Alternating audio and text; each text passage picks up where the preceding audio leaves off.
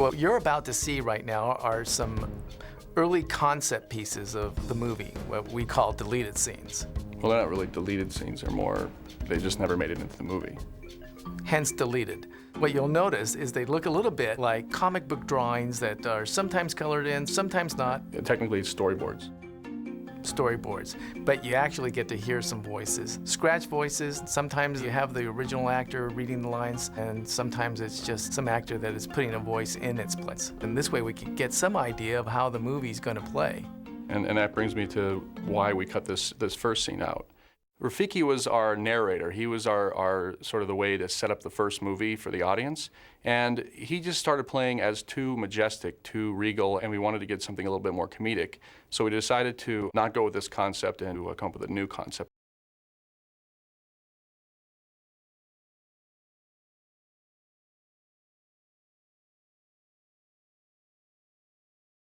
Of Rafiki's Simba drawing, and these are just all the other animals on the way to the circle of life. It was a glorious sight. Old Rafiki could hardly believe his eyes. All the animals on the move, coming together from the four winds. Who could forget a day like that? Everybody came to celebrate the birth of Simba, Mufasa's boy. You see, it was the circle alive. What? What's that you say? Oh, you've heard all this before, yeah? You think you know this story? You don't know the half of it. So here's another version of the opening that we tried that we thought was gonna be funnier.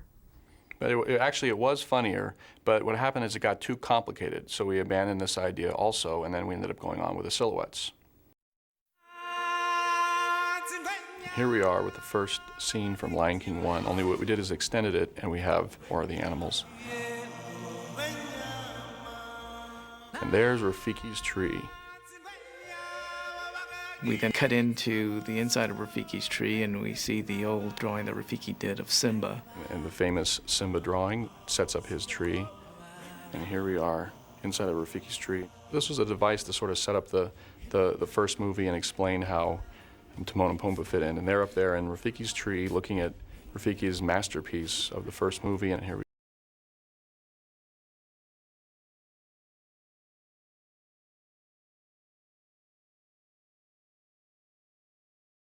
Memories, doesn't it, Pumbaa? Yeah. Oh, look, it's the presentation of baby Simba. Oh, wasn't he cute? Yeah, and here he is with his... Hey, where's his wacky and irresistible sidekicks? That's us. This story revolves around us. As a matter of fact, there wouldn't even be a story if it weren't for us. Let me ask you, who rescued Simba, huh? Who raised him as if he were our very own? And who helped him beat that big jerk Scar? Psst. Hey, Timon, I kind of think they heard this already. Sure they have, but what about the part they haven't heard? You see, you may think you know this story, but you don't know the half of it. Hey, who said you could draw on Rafiki's tree? Gotta go. What are you, some kind of crosstown nut? So what you're about to see is the first version of Digatana, where we started and then eventually how it got evolved into what's in the movie now. There was an extra verse about a character named Fearless Buzz, and it just was one more character that the audience would have to understand, and we decided to take this out because it was too complicated.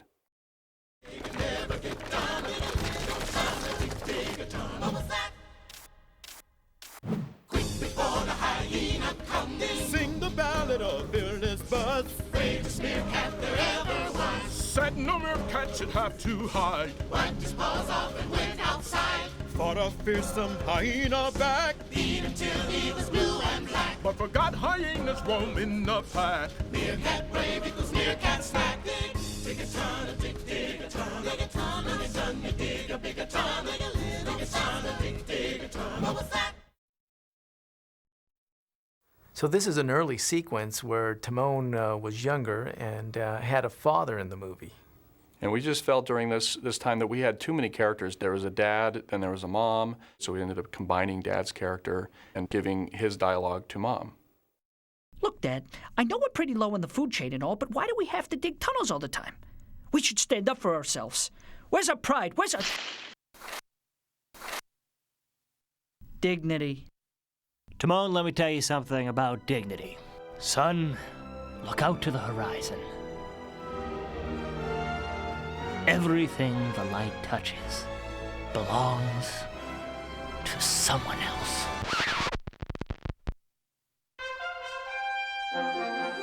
I'm sorry, pal. But that's just the way it is. Dignity has nothing to do with it. It's nature's design. We are what we are, and what we are is food for other animals. The consummate prey. Movable feast, feared by no one, and eaten by all! But when they die, they become the grass and we eat the grass, right? Not exactly. We can't digest grass. We have sensitive stomachs. You see, Dad? That's what I'm talking about. Why not find a better life? Maybe there's a place out there with no hyenas. A place where we don't have to run or dig tunnels. Timon, this is our home, and I'm proud of those tunnels. Your mother and I dig those tunnels to keep you safe. We dig those tunnels because we love you. You dig tunnels because you're just afraid of everything. Oh, there you boys are. I've got some nice fresh termites all ready for you. Termites again? Oh, feeling braver now, are we? I'll be home late. I've got a tunnel to repair. Was I adopted? Timon, you two are as different as twilight and dusk. I'm tired of doing everything his way. Oh, sweetie. You're almost grown now, and whether your father likes it or not, you'll be making your own way soon. Ah, whatever you do, I know you're gonna make me proud. Do you really think so? Even Dad. See? It's a jungle out here! If he lives that long. Thanks, Mom. Oh, don't stay out long. This sequence is an earlier version of the movie where it was showing that Timon and his entire family was going to Pride Rock. And that just contradicted Timon's character, because Timon was really the only meerkat to ever venture off and leave the meerkat world alone. He's the brave one, the one who takes the chance, and therefore this scene didn't play anymore for our story, so we decided to delete it and just have Timon go alone.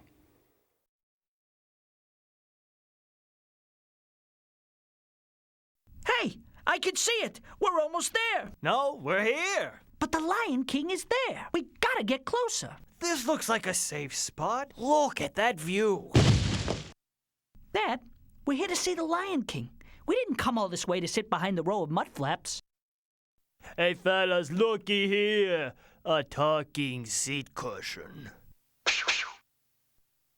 Sorry, folks. Timon, pipe down. No funny stuff. This is an early version of the sequence where Timon is setting up the I Want, the All I Need song that's in the movie now. And the reason why we deleted this scene is because Timon was complaining a lot in the movie, and he was always complaining about the meerkat world, and what we ended up changing this to was Timon just daydreaming, going into the fantasy number.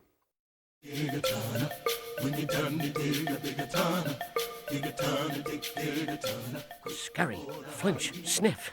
Scurry, flinch, sniff. Scurry, sniff, flinch. Scurry, sniff, flinch. Scurry, flinch. No, wait. How did it go? Flinch, then sniff? Or scratch and sniff?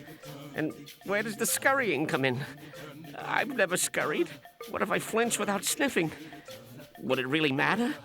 There are so many unanswered questions. There's more to life than panic, and I've got it all worked out. We may be delicious organic, but so is a cabbage or sprout. I wanna put digging tunnels behind me and live at a new altitude. I'm gonna reach for the stars to remind me that meerkats are not merely food.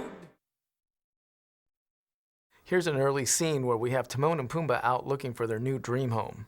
We decided to delete it because there were just one too many locations and it was slowing the movie down.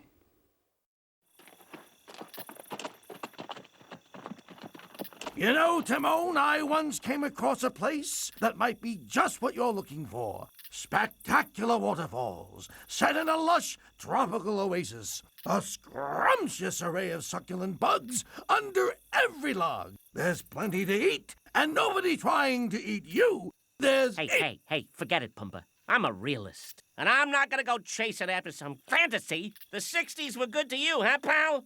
Just do exactly what the magic blue-faced monkey said, and everything will be just gravy. But if you always go beyond what you see, how do you know when you're there? We're there.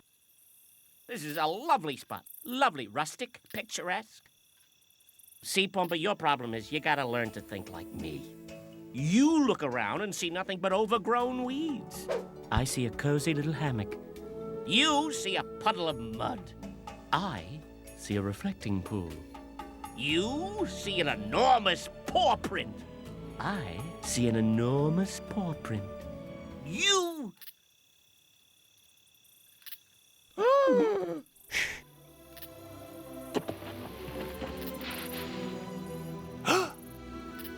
This is either the entrance to the public library or we're in a lot of trouble. So those were some of the scenes that we tried early on to see how the movie was playing and what was working and what was funny. And although it's difficult to cut scenes out that we all really like, it's a necessary step in order to move the story forward. And I hope you like the result. Thanks for watching.